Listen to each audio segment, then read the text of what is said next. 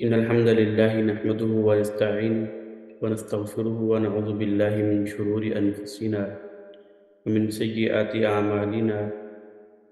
من يهده الله فلا مضل له ومن يضلله فلا هادي له. اللهم صل على محمد وعلى آل محمد كما صليت على إبراهيم وعلى آل إبراهيم إنك حميد مجيد.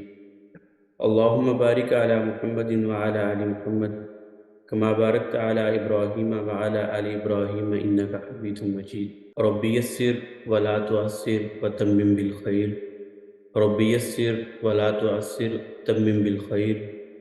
رب يسر ولا تعسر وتمم بالخير. الحمدللہ آج ہماری بلوغ المرام حدیث کورس کی پہلی کلاس ہے۔ ابتدائی طور پر میں کچھ باتیں کرنا چاہوں گا۔ دیکھیں، انسان دو چیزوں سے مرکب ہے، ایک روح اور ایک جسم۔ جسم یہ انسان کا اللہ رب العزت نے مٹی سے بنایا ہے، جیسا کہ سورۃ الانعام کی آیت ہے وَالَّذِي خَلَقَكُم مِّن طِينٍ ثُمَّ قَضَىٰ أَجَلًا، کہ اللہ تعالیٰ نے جو جسم ہے اس کو مٹی سے بنایا ہے، اور روح کا تعلق آسمان کے ساتھ ہے، یہ اللہ تعالیٰ نے اپنی طرف سے انسان کے جسم میں پھونکی ہے۔ تو جو چیز اللہ رب العزت نے مٹی سے بنائی ہے یعنی جسم، اس کی خوراک کا انتظام بھی اللہ رب العزت نے مٹی سے ہی کیا ہے، اور جو چیز اللہ رب العزت نے آسمان سے اپنی طرف سے انسان کے اندر پھونکی ہے، اس کی خوراک کا انتظام اللہ رب العزت نے آسمان سے کیا ہے۔ روح اور جسم کا آپس کے اندر بہت گہرا تعلق ہے۔ اگر جسم کے اندر روح نہ رہے تو انسانی جسم وہ کسی کام کا نہیں ہے، وہ ایک بے جان ہے، احکامات الہی کا، تعلیمات وحی کا وہ مکلف نہیں ہے۔ جب تک انسان کے جسم میں روح باقی ہے تو انسان تعلیمات وحی کا اور احکامات الہی کا مکلف ہے۔ اللہ رب العزت نے یہ جو تعلیمات الہی، جو روح کی غذا ہر زمانے ہر وقت کے اندر اللہ رب العزت نے لوگوں کی ہدایت کے لیے آسمان سے نازل کی ہیں، اور اللہ رب العزت نے یہ جو تعلیمات الہی، یہ اللہ تعالیٰ نے لوگوں تک پہنچانے کے لیے آسمان سے کتابیں بھی نازل کیں، اور پھر ان کتابوں کی تشریح کے لیے، ان کتابوں کا پیغام لوگوں تک پہنچانے کے لیے، ان کتابوں کی وضاحت کے لیے اللہ رب العزت نے انبیاء کرام علیہ السلام کو بھی مبعوث کیا ہے۔ تو ان تعلیمات الہی میں سے، اور ان جو اللہ تعالیٰ نے انبیاء کرام علیہ السلام کو بھیجا ہے، ان میں سے آخری نبی سیدنا خاتم الانبیاء جناب محمد الرسول اللہ صلی اللہ علیہ وسلم کی تعلیمات ہیں اور آپ کی ذات گرامی ہے۔ اور آپ علیہ السلام قیامت تک آنے والے تمام لوگوں کے لیے نبی مبعوث فرمائے گئے ہیں۔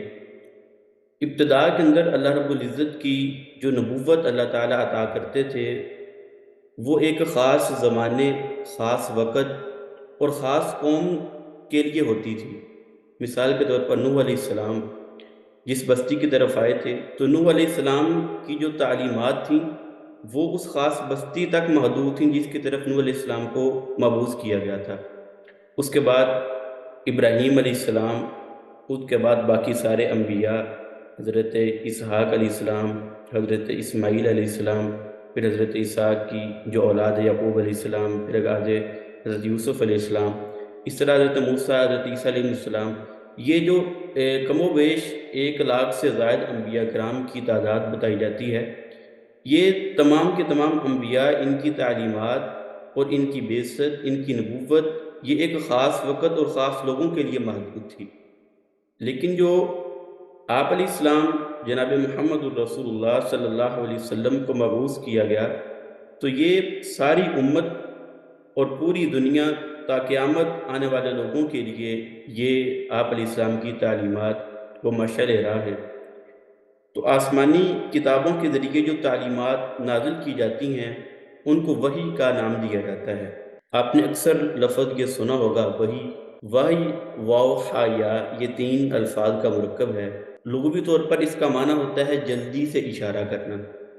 اگر کوئی بندہ کسی دوسرے کو ایک چیز بہت ہی جلد انداز میں سمجھانے کی کوشش کرے اور وہ اشارہ کرے تو اس چیز کو وحی کہا جاتا ہے لغوی طور پر، اور اصطلاحی طور پر ہوا کلام اللہ المنزل علی النبی من انبیائی، کہ وحی سے مراد اللہ تعالیٰ کا وہ کلام جو اس کے انبیاء پر نازل کیا گیا ہے۔ جو کلام بھی اللہ تعالیٰ کی طرف سے اس کے انبیاء پر نازل کیا گیا ہے وہ کلام اس کو وحی کہا جاتا ہے۔ وحی جو اللہ تعالیٰ انبیاء کرام علیہ السلام پر نازل کیا کرتے تھے اس کی 3 اقسام تھیں، یعنی وہ 3 طرح سے وحی اللہ تعالیٰ کی اس نبی تک، اس رسول تک، اس پیغمبر تک پہنچی تھی۔ آپ ایسے کہیں کہ وحی پہنچنے کے اعتبار سے وحی کی جو ہے نا وہ 3 اقسام ہیں۔ سب سے پہلی جو وحی کی قسم ہے وہ قلبی، قلب، قاف جو نقطوں والا قاف ہے جس کو قلب کہتے ہیں، دل جس کا معنی ہوتا ہے، اسی کی طرف نسبت ہے قلبی۔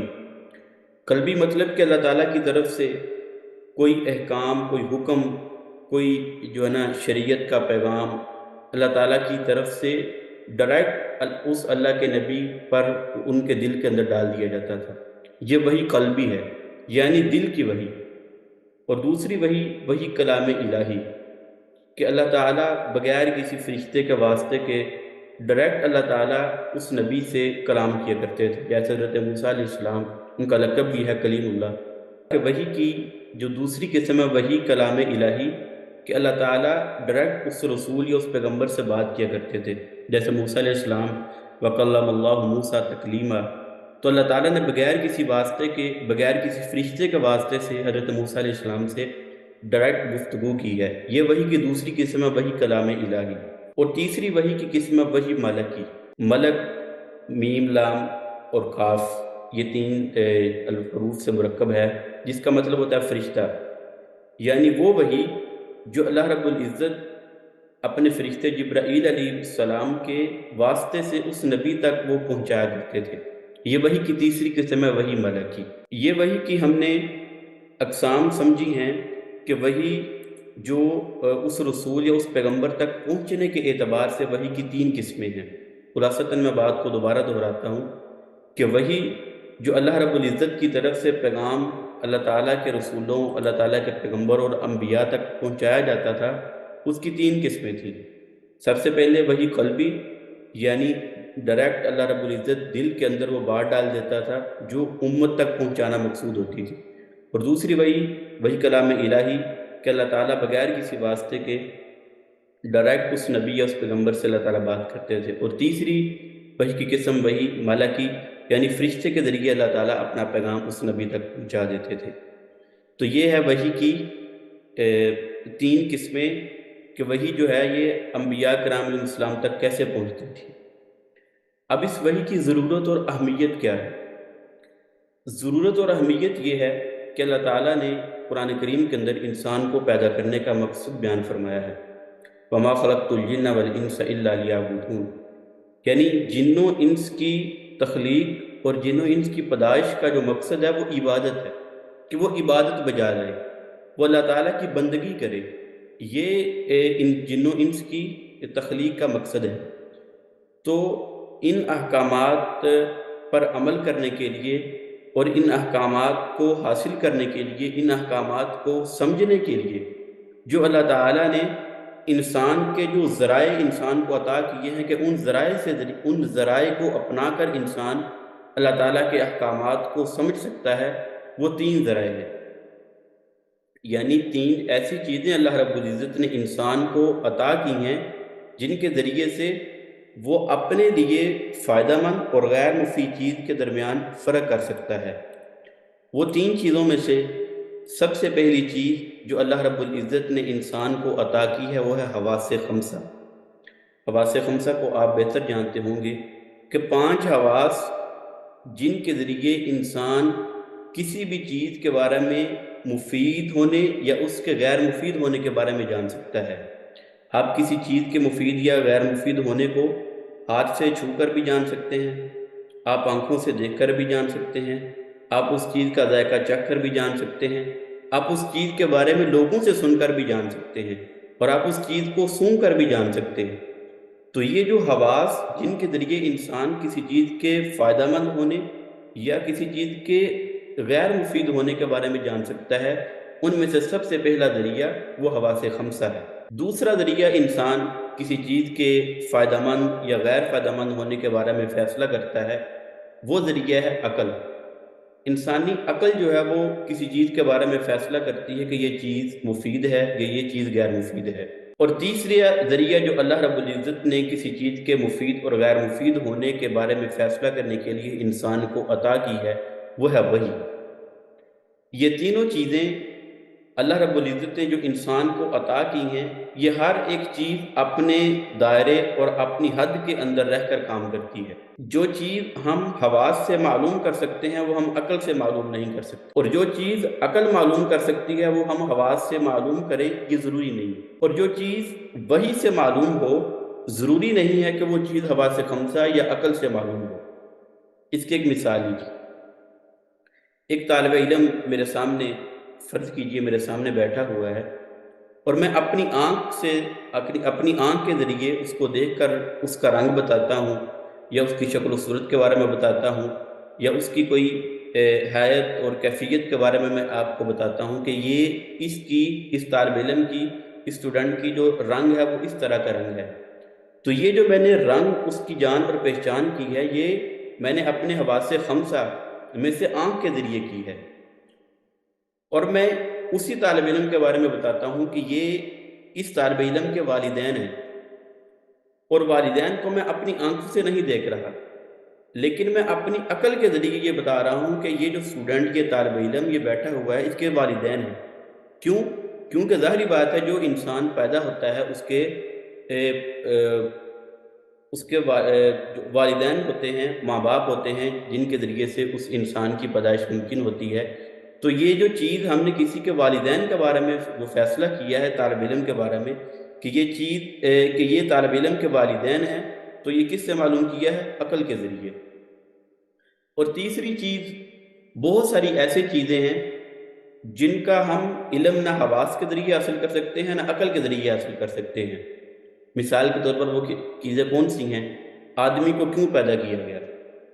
اب یہ جو آدمی کو کیوں پیدا کیا گیا، پیدا کیے جانے کا مقصد اور پیدا کیے جانے کی وجہ، یہ ہم نہ حواس سے جان سکتے ہیں اور نہ یہ ہم عقل سے جان سکتے ہیں۔ اگر ہم یہ مقصد اور یہ وجہ، آدمی کو، انسان کو پیدا کیوں کیا گیا، اگر ہم یہ جان سکتے ہیں، تو اس کا واحد ذریعہ وہ ہے وحی، جو اللہ رب العزت نے انبیاء کرام علیہ السلام کے ذریعے آپ تک اپنی پیغامات اور احکامات کو نازل کیا ہے۔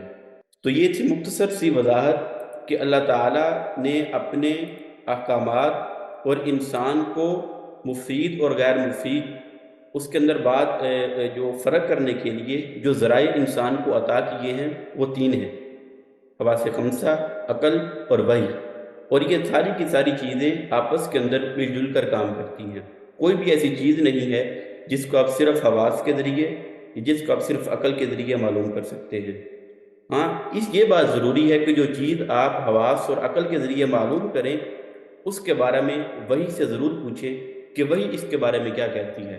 آپ نے ایک چیز کو ہاتھ سے چھوا، آپ کی عقل نے اس کو محسوس کیا، لیکن اس کے بارے میں، اس کے حلال ہونے کے بارے میں، اس کے مفید اور فائدہ مند ہونے کے بارے میں، یا اس کے غیر فائدہ مند ہونے کے بارے میں آپ وحی سے ضرور پوچھیں کہ وحی اس کے بارے میں کیا کہتی ہے، احکامات الہی اس کے بارے میں کیا کہتی ہیں، تعلیمات شریعت یہ اس کے بارے میں کیا کہتی ہیں۔ تو یہ ساری چیزیں جن سے انسان اپنے مفید اور غیر مفید چیزوں کو اپنے لیے حاصل کر سکتا ہے، یہ تین چیزیں۔ اب وحی کی جو اقسام ہیں نزول کے اعتبار سے، کہ جو آپ علیہ السلام پر جو وحی نازل کی گئی ہے، اس کی دو قسمیں ہیں۔ ایک وحی جس کو ہم مطلوب کہتے ہیں، میم، تا، لام اور واو، وحی مطلوب، اور دوسری وحی ہے وحی غیر مطلوب۔ مطلوب کا مطلب ہے جس وحی کی تلاوت کی جاتی ہے، اور اس وحی سے مراد قرآن کریم ہے۔ قرآن کریم جو اللہ تعالیٰ کی وحی ہے، یہ وحی مطلوب ہے، یعنی جس کی تلاوت کی جاتی ہے۔ اور ایک ہے وحی غیر مطلوب، یعنی وہ وحی جس کی قرآن کریم کی طرح تلاوت نہیں کی جاتی، جس کو نماز کے اندر جس کی تلاوت کرنا ضروری قرار نہیں دیا گیا، وہ وہی غیر مطلوب، اس سے مراد حدیث ہے۔ چونکہ ہماری یہ جو کورس ہے یہ حدیث کے متعلق ہے، تو ہم وہی مطلوب کو یہاں پر چھوڑ کر ہم وہی غیر مطلوب کے بارے میں اپنی بحث کا آغاز کرتے ہیں۔